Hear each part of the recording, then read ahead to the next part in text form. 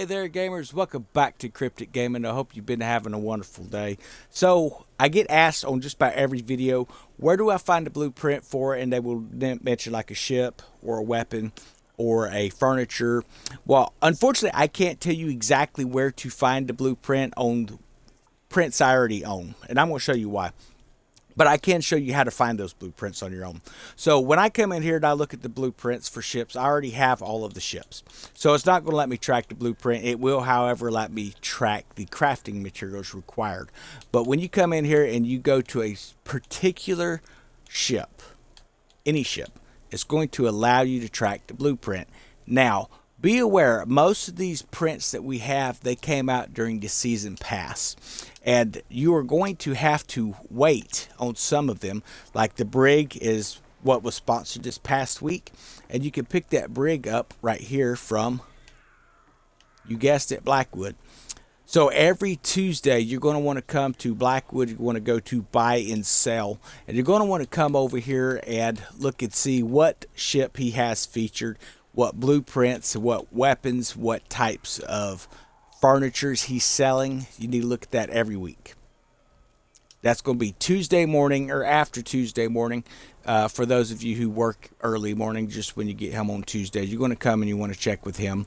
I can tell you the Sandbuck blueprint. That's one of the ones that people have asked. It's always available over here in the black market. At least as of right now, it's been available in the black market. I'll show you where that's at. You're going to come over to the Le Pont Mouet, and you're going to speak to Yanita Nara. Again, this is at St. Anne.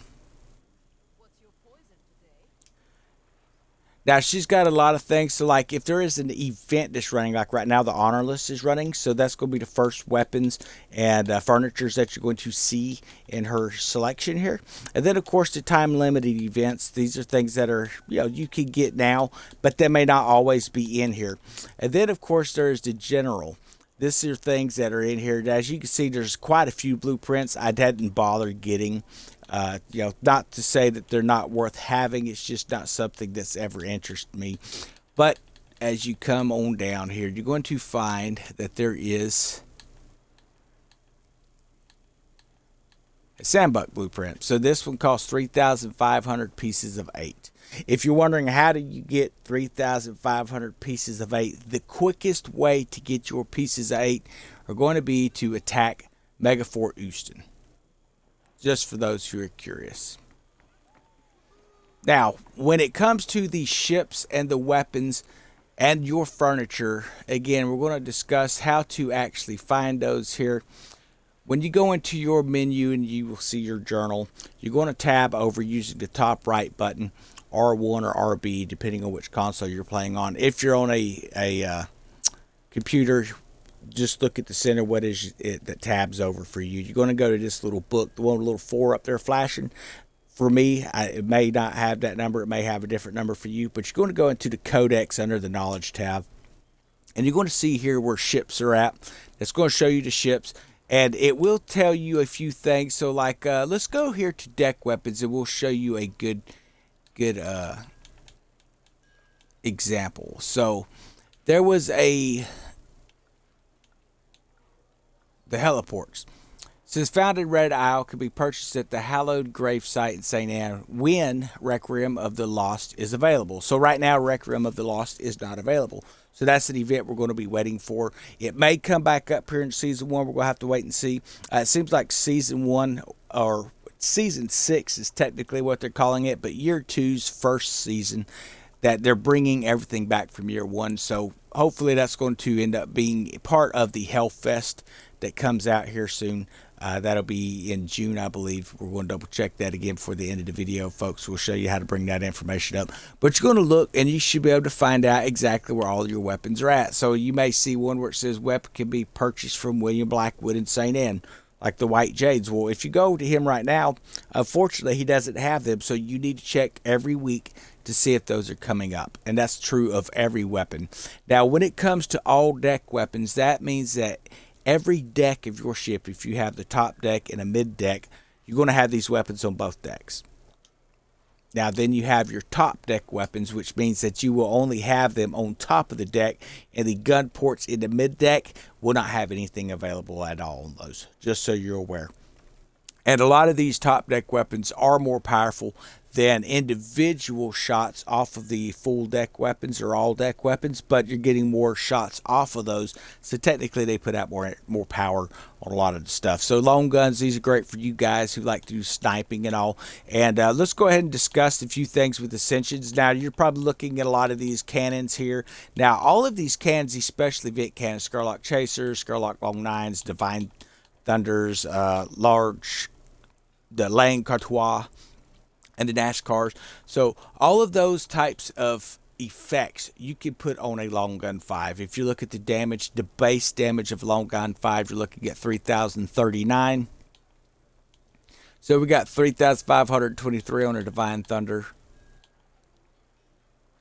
And then our NASCAR is 3,439. So hey, that's not bad. That's what they're sitting at. What this is sitting at. But you can actually come in and you can upgrade these. When I say upgrade, we're talking about Ascensions. You can put 4 Ascension modules on these, whereas you can only get 3 on these. And a lot of times you can squeeze more DPS out of a long gun 5, which is your base weapon build. So that's something you might want to keep in mind when you're building your weapons. The same is true of Bombards.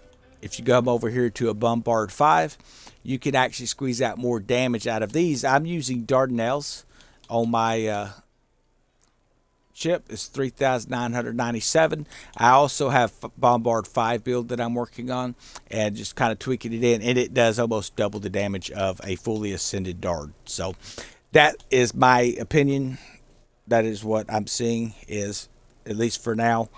Don't just get hung up on these. You can build your own weapons and actually squeeze more power and build it exactly the way you want it. So, and you already have an explosive perk on these as well. So pretty good stuff. You know, again, it's up to you how you want to do it. Torpedoes, I've never been a huge fan of torpedoes. There are some good applications for them. If I had to pick a torpedo, though, I'm going to say that the Endless Requiem is probably one of my favorites because it does have a target seeking capability when armed. Now, what does that mean? It means it has to be within a certain range for it to actually home in on a hostile. Pretty nice stuff. 1396. I'm not fully ascended those yet, but again, Heavily Lance has probably got the most damage output so far with the Electric 3. Then of course Flooding 2 being added on that, and I'm thinking about maybe playing around with some of these and just kind of seeing what we can do with those. So I'm hoping that I'm kind of teaching you a little bit of stuff here, guys. I know this is going to turn into a long video, and I know how much people don't like long videos, but there's just no quick way to go through this stuff for those new players that are coming in. So bow weapons, I will tell you, I am not a fan of bow weapons. Never have been, probably never will be. They do have this Electo. This is a new one. It has fires 3 shots at once. Deals an additional 400 fire damage if all 3 shots hit in the same target. Tried it on a Sandbuck. It does okay. Not my favorite. It is currently available from William Blackwood, or was last week. I don't think it's actually up there this week. So you'll have to keep an eye out if that's something you want. Then, of course, Sea Fire. These things drop like hotcakes. The Kalinkos. And you could get Blue Spectre from the Mangoden. Agnes Fury, this is a pneumatic engine that just sits there and it pops out these darts, fire darts. They look cool, but they just don't put out enough power, in my opinion. Auxiliary weapons, probably your most powerful weapon is going to be the Warhammer. In my opinion, you're going to have a base of 19,396 coming out. It does a great job against ships. It does a great job against walls as well.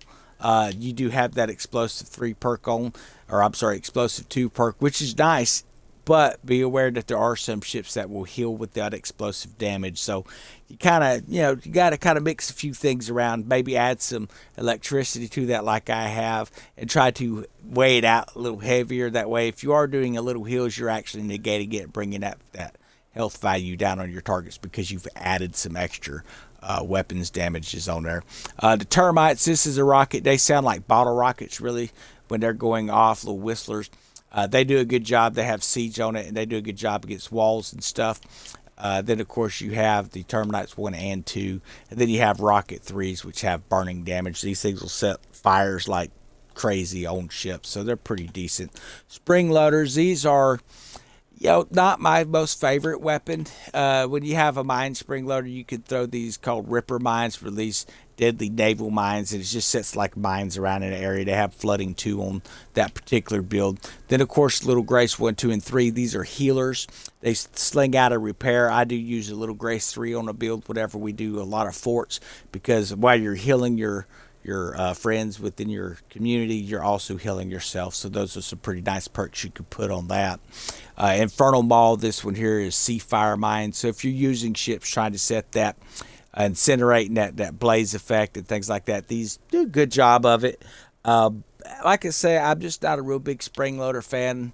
Then they have the Blight Keeper. So this one here, what this does is it sets out a soul shield, which deployed buoy creates a protective dome that is weak against piercing damage. Meaning, if you're getting rained on with mortars, that's not bad. But if they're shooting at you with broadsides that have piercing, they're going to punch through it. So again, I don't really see a need for it. Most everybody in PvP are going to be using piercing, so this is almost has no usage in PvP. Then, of course, you have your PvE stuff out here, which is player versus everything, and just, again, a lot of piercing damage that's out there. And again, that bow weapon, that's just for bows. You can put other weapons on the bow, and I do recommend that you do that. But if you want to use those, you can do those. So, when it comes to whole armor, now, there's some armors that you can get blueprints for, and then a lot of armors you're going to have to either earn in the pass. And what we mean by the pass is the Smuggler pass. So, if you're on this screen, if you remember, we started the map, and we tabbed to the right. Well, if we tab back toward the left, we go to what is known as the Smuggler's Pass. This pass here will offer certain types of weapons. It will also offer shielding, armor, and a lot of different types of attributes for your ship that you can put on. So that's where you're going to be looking every season. You're going to come in here. It really doesn't take long to finish this pass. There's 56 days remaining in this. I actually complete the pass typically, depending on how hard I'm grinding. I've done it in as short as a day and a half.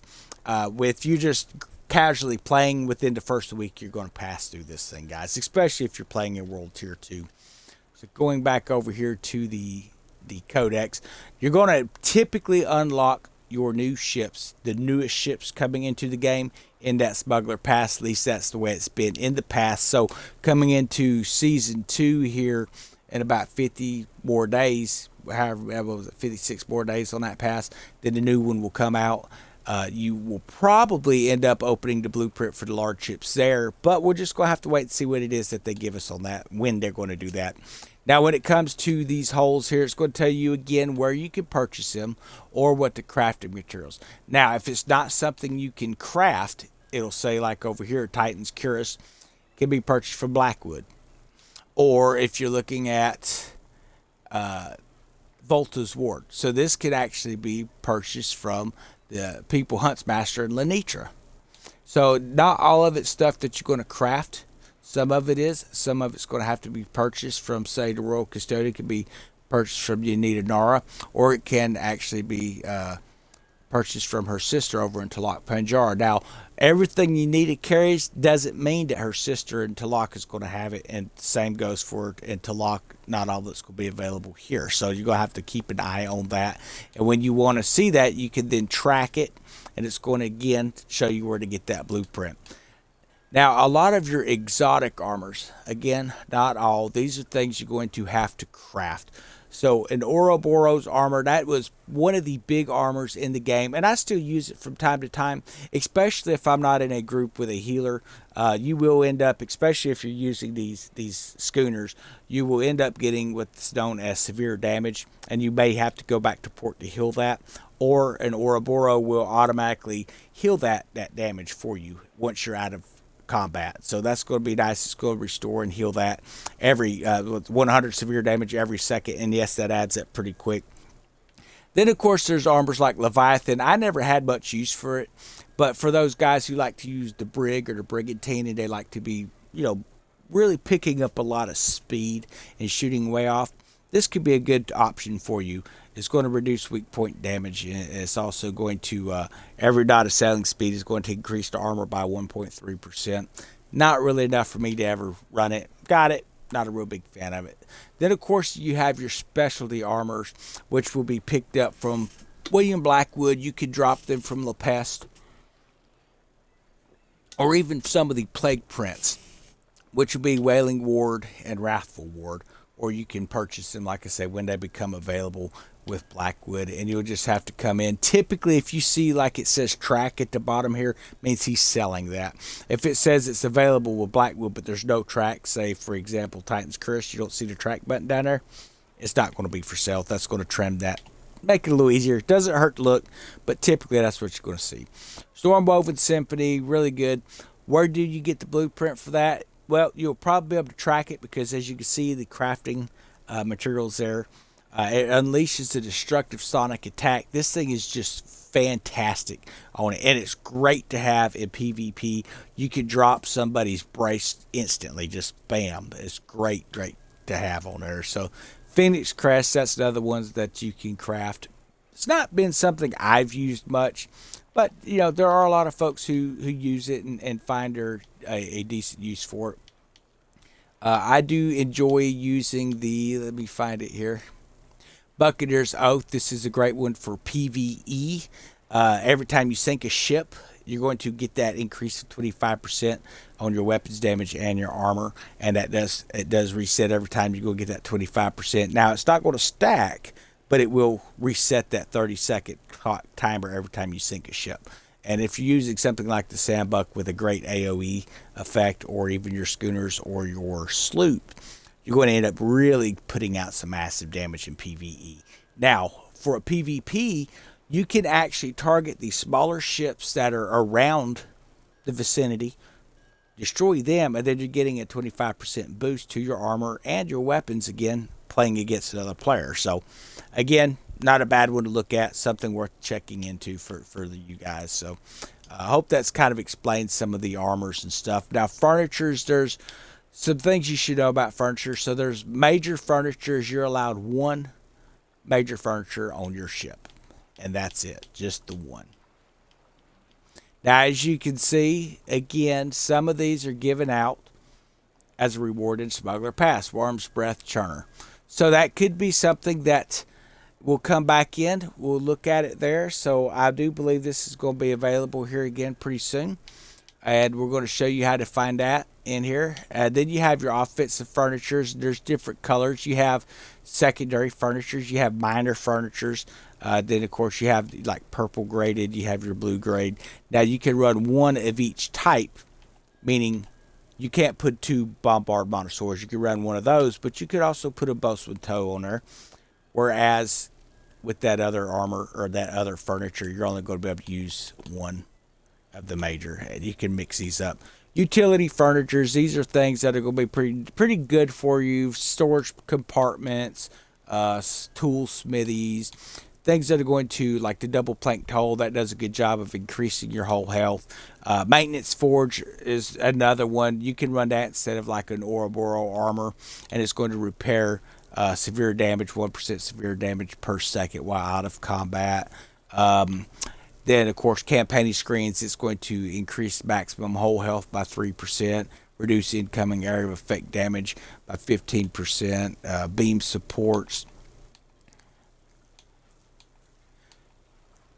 Then you have your status effect furnitures that are going to be located under there. These are things that are add like volatile fuel, which will help charge up certain effects, like a blaze is going to charge that ablaze effect. Then you have the density, which is going to increase your charge rate. A flooded status, for those of you who like using those brigantines, flood builds and things like that. Campaigning spirit lockers, these are going to affect your crew stamina and things like that, reduce the depletion off of it, and also a lot of really great aspects on there. Now, one of the furnitures I did really enjoy and used a lot. Now, a lot of people have asked me, how do I keep my Sandbuck on the water when I use it? So one of the effects that you're going to want to have here, let me find it here. It's called the Scrapper Station. So one of the cool things that you will notice with the sandbuck is you get a ton of crew attacks. While you're charging those blaze effects, you're also charging up that crew attack, and you're restoring 8,000 whole health every time you do a crew attack. About every third shot you're doing a crew attack. So you have to continue to cycle that thing, and that's going to keep your sandbuck afloat. So there's the secret to keeping your sandbuck afloat. I've kind of hid it from the population for quite a while, but we're going to throw it out there for everybody. Now, when it comes to materials for your stuff, when you're tracking those materials that are shown on the map, or you can track it individually, raw materials, refined materials, specialized materials, the exotic materials, your helm materials, and scrap materials. Again, it's going to be based off of what you're needing in that. And same with your commodities, guys. So that's where you're going to find that information. Now, as we're closing out the video here, I am going to show you one more thing. When you go into your, remember, this is not a pause menu. If you go into this menu, you're not technically paused. So make sure you're on an island. Otherwise, you could get sunk. You're going to want to come in here. You can look at your smuggler pass from here if you want to. Okay. Now, you may be scrolling through your pass going, well, I'm not seeing the blueprint for the ship. Well, understand, you have 30 points for each of these 3 categories. And yes, I do recommend that you run all 3 categories. It's going to cost you 90 tokens, and you're going to be able to do that in the 3 months that the pass is active. And when you're doing that, if you look at the top, you see that little silver box that says all rewards redeemed. When you reach 45 spent points, so we spend 45 smuggler tokens, we open up a ship. And while I've already opened, so it's not going to show us those rewards now, unfortunately, you can check to see what your progress is in there when you haven't opened all of them. Now, the seasonal calendar, this is where the magic happens here, folks. So a lot of those fancy types of furnitures where they can only be gotten in the pass, you're going to start to notice that they're going to become available within this tier here. So if you look here, starting June 10th, there is the Hellfest event, Gloria Dorn time limited event. There's a few things coming over. It looks like some cosmetics. I'm hoping that when that event starts up, we're going to be seeing that we can start getting those heliports. We'll just have to wait and see. You're going to notice that they're going to have this big event where they want to run all the year 1 bosses. This is coming close to the end of Ascent to Chaos at this point. And you'll notice a lot of people are kind of, running the bosses and things like that. If you have your Lepest missions, so we helped a couple of new players who's just been coming into the game run Lepest the other day. That boss of Lepest that you're facing is not the Lepest of the original pass. Now, that was just a first type of a deal.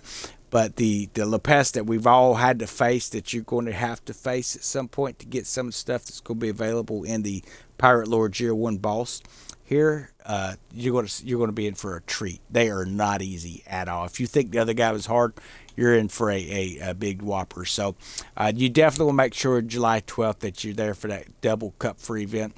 That's going to be great to get those currencies to be able to buy stuff from Blackwood. Now, maybe you're looking at your cup for bars wondering, well, how do I continue to build this stuff up? How do I get cup for bars? Well, if you look at this little leaderboard here, you see where it says diamond rank? That means I've reached 200,000 infamy or higher. Now, once you're at 200,000, you've gotten all the infamy you need. You're going to be getting the weeklies as well. But as you're building up into that, it's paying you out in Cupfer. So weekly, you can earn up to a tier 5 current, and then you're not going to go any higher than that. And you're going to earn a little bit of Cupfer bars from that as well. Now, another thing that's going to earn you Cupfer bars is if you are playing in tier 2, which is where we're at right now, and you're going to want to run Megafor Houston. Anytime you see it pop up, people are running this thing like mad right now. Just join up with it. Do what you can, destroy what you can, help out any way you can. And you're going to be picking up cup for bars and things like that as well from a lot of these ships. You're going to be picking up a lot of materials that you can break down. You may be wondering, well, where do I get all these ascension parts and where do I get these parts to ascend my weapons? Well, when you're playing that, you're going to be picking up a lot of ascended weapons. You're going to come here to the blacksmith. You're going to talk to him. Then you're going to go to salvage items. And you're going to pick all those things that you've been picking up that you don't want and you don't need, and you're going to ascend those. And now you're not going to always get upgrade parts, but you will get some upgrade parts. So there we got 2 from that one. We got 2 from that. We'll do another one. We'll get a couple more. And occasionally you will get some ascension parts as well from this stuff. So pretty good stuff. And then there's a lot of the bosses you're going to get ascension parts from. So let's see where these bosses are right here. So you've got Hunter Hunted. You're going to be able to get some from those chests as well. You will see the plague princes that'll pop up. They're the guys trailing the green smoke. Sink those. You're going to get some from him. There was a Fangs of Pharaoh here. Is he still down here? There he is. Yeah, so he was dropping chests, and you can get him in those chests as well. And then there's the guy up here to the top. It's called the Treacherous Turn. You can pick him up there as well. And then if you're running the Missouri event, I do recommend running that, getting the buoys from Unita and running this thing, because the ships that you blow up that are supporting and around that Missouri, you can actually take and pick up the items, the weapons and stuff, and you can just, again, you can go over and you can dismantle those or salvage them, get the materials off of that stuff, and they will eventually give you some really nice ascension modules and stuff too. Then, of course, you can come over here to Blackwood, and you can buy ascension modules for him for the cup for bars, which is the currency he's using.